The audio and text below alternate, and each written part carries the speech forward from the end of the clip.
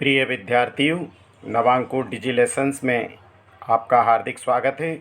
मैं हूं सुनील भावसार और आज हम पढ़ेंगे हिंदी विशिष्ट नवनीत सहायक वाचन के अंतर्गत शल्य चिकित्सा के प्रवर्तक सुश्रुत, जिसके लेखक डॉक्टर यतीश अग्रवाल हैं। डॉक्टर यतीश अग्रवाल नई दिल्ली के सफदरजंग हॉस्पिटल में सीनियर डॉक्टर और प्रोफेसर। डॉक्टर यतीश अग्रवाल का जन्म 20 जून 1959 को बरेली, उत्तर प्रदेश में हुआ था। डॉक्टर अग्रवाल देश में स्वास्थ्य और जनप्रिय आयुर्विज्ञान साहित्य के प्रमुख रचनाकारों में से हैं। सन 1980 से उनके स्तंभ और लेख चिंतन देश के प्रमुख राष्ट्रीय हिंदी अंग्रेजी दैनिक पत्रों में नियमित रूप से प्रकाशित होते आ रहे हैं। डॉक्टर अग्रवाल भारत सरकार के अनेक पुरस्कारों से अलंकृत किए जा चुके हैं। पाठ का सारांश। भारत की एक बहुत प्राचीन नगरी है वाराणसी। वाराणसी हमेशा से शिक्षा का बड़ा केंद्र रही है ये नगरी, और काशी राज्य की राजधानी है। आज से लगभग 2500 साल पहले की बात है कि गंगा तट से थोड़ी दूर पर एक पाठशाला थी। आयुर्वेद की शिक्षा उस पाठशाला में दी जाती थी, जहाँ दूर दूर से विद्यार्थी ज्ञान प्राप्त करने के लिए आते थे। इस पाठशाला के महर्षि सुश्रुत आचार्य थे। शल्य चिकित्सक के रूप में दूर दूर तक उनका यश फैला हुआ था। वे काशी के राजा देवोदास के शिष्य थे और देवोदास को भगवान धन्वंतरी का अवतार कहा गया है। सुश्रुत के प्रारंभिक जीवन के बारे में कोई निश्चित जानकारी नहीं मिलती। बस इतना कहा जा सकता है कि उनके पिता का नाम विश्वामित्र था और उनका बाल जीवन गंगा की पावन लहरों से खेलते हुए बीता था। बड़े होने पर उन्होंने काशी के राजा महान चिकित्सा शास्त्री देवोदास की देखरेख में चिकित्सा विज्ञान की शिक्षा प्राप्त की और आगे चलकर अपने समय के अद्वितीय शल्य चिकित्सक हुए। अपने जीवन काल में उन्होंने शल्य चिकित्सा की अनेक नई विधियों का विकसित किया, जो आगे चलकर शल्य चिकित्सकों के लिए प्रेरणा का स्रोत बनी। उनके द्वारा रचित चिकित्सा ग्रंथ सुश्रुत संहिता एक महान ग्रंथ है। सुश्रुत संहिता में हमें शल्य चिकित्सा की विशद जानकारी मिलती है। इस ग्रंथ में शल्य चिकित्सा की विधियों और उसमें काम आने वाले यंत्रों और शस्त्रों के बारे में व्यापक जानकारी दी गई है। सुश्रुत संहिता में ऑपरेशन के बाद बरतने वाली सावधानियाँ, रोगी का आहार, घाव भरने के लिए औषधियाँ आदि पर विस्तृत जानकारी दी गई है। सुश्रुत जितने बड़े शल्य चिकित्सक थे, उतने श्रेष्ठ गुरु भी थे। शल्य कला का प्रशिक्षण देने के लिए वे अपने शिष्यों को कंदमूल, फल फूल, पेड़ पौधों की लताओं, पानी से भरी मशकों, चिकनी मिट्टी के ढांचों और मलमल से बने मानव पुतलों पर प्रतिदिन अभ्यास करवाते थे। इस प्रशिक्षण में उत्तीर्ण होने के बाद ही शिष्य के प्रशिक्षण का दूसरा चरण शुरू होता था। अब उसे किसी कुशल शल्य चिकित्सक की देखरेख में रख दिया जाता था, जहाँ वह तरह तरह की शल्य क्रियाएँ देखता और उनसे सीखता जाता था।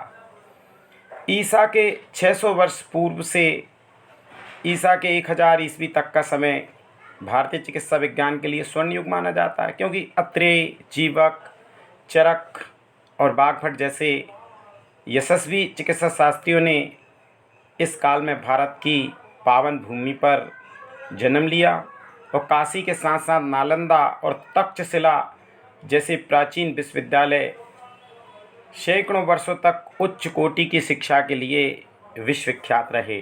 अब हम पाठ के सारांश के बाद पाठ के प्रश्नोत्तरों का अध्ययन करेंगे। प्रश्न क्रमांक 1, सुश्रुत संहिता का संक्षिप्त परिचय दीजिए।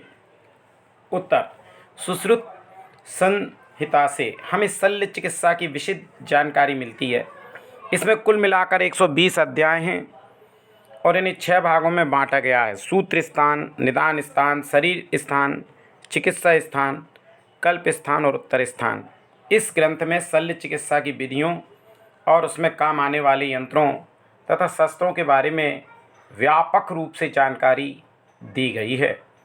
प्रश्न 2, मानव शरीर के भीतरी अंगों की बनावट की जानकारी प्राप्त करने के लिए सुश्रुत कालीन पद्धति का संक्षिप्त परिचय दीजिए। सुश्रुत युगीन पद्धति में मानव शरीर के भीतरी अंगों की जानकारी प्राप्त करने के लिए मृत शरीर को किसी भारी वस्तु से बांधकर एक छोटी नहर में या पानी में डाल दिया जाता था। 1 सप्ताह के बाद जब बाहरी त्वचा और ऊतक फूल जाते थे तो उन्हें झाड़ियों और लताओं के बने बड़े बड़े वृक्षों द्वारा साफ कर दिया जाता था। इससे शरीर के आंतरिक अंगों की रचना स्पष्ट हो जाती थी।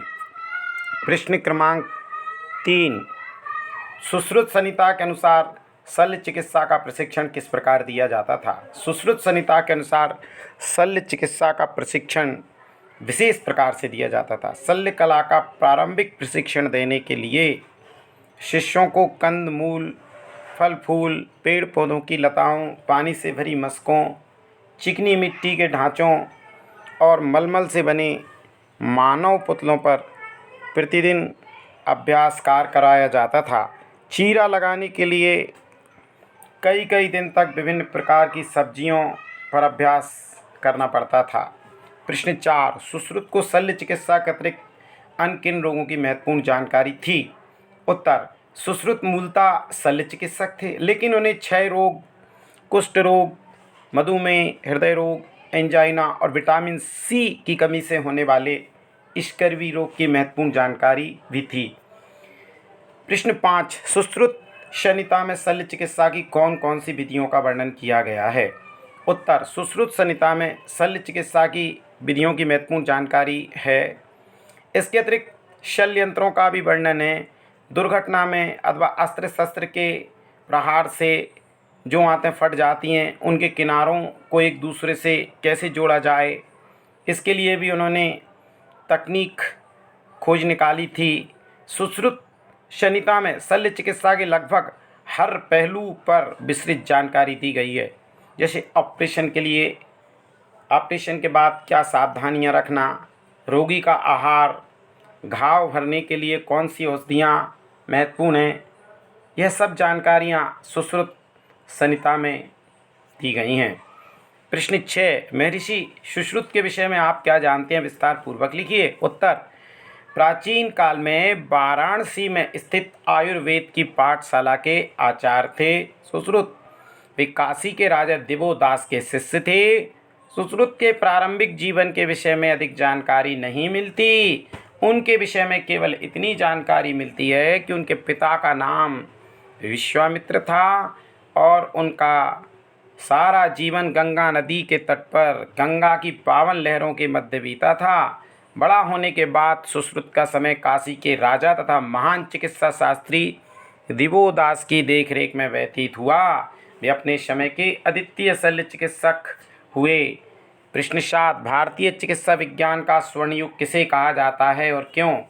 उत्तर, भारत के इतिहास में ईसा से 600 वर्ष पूर्व से सन 1000 ईस्वी तक का युग चिकित्सा विज्ञान का स्वर्ण युग माना जाता है, क्योंकि इस काल में अत्रे, जीवक, चरक, वाग्भट जैसे अनेक महत्वपूर्ण चिकित्सा शास्त्रियों ने भारत की पवित्र धरती पर जन्म लिया। काशी, नालंदा और तक्षशिला जैसे प्राचीन विश्वविद्यालय थे जहाँ दूर दूर से शिक्षार्थी शिक्षा प्राप्त करने के लिए आते थे और चिकित्सा विज्ञान में निपुण होकर मानव कल्याण की यहाँ प्रतिज्ञा करते। इस प्रकार वे अपना और अपने देश का नाम रोशन करते थे। एक शब्द या वाक्य में उत्तर दीजिए। सुश्रुत के द्वारा लिखे गए ग्रंथ का क्या नाम है? उत्तर सुश्रुत संहिता। चीर फाड़ के द्वारा की जाने वाली चिकित्सा को क्या कहते हैं? उत्तर शल्य चिकित्सा। विटामिन सी की कमी से कौन सा रोग हो जाता है? उत्तर इश्कर्बी। शल्य चिकित्सा के प्रवर्तक हैं? उत्तर सुश्रुत। आज के डिजी लेसन में मैं सुनील भावसार आपसे विदा लेता हूँ। अगले डिजी लेसन में एक नए पाठ के साथ फिर से उपस्थित होऊंगा। धन्यवाद।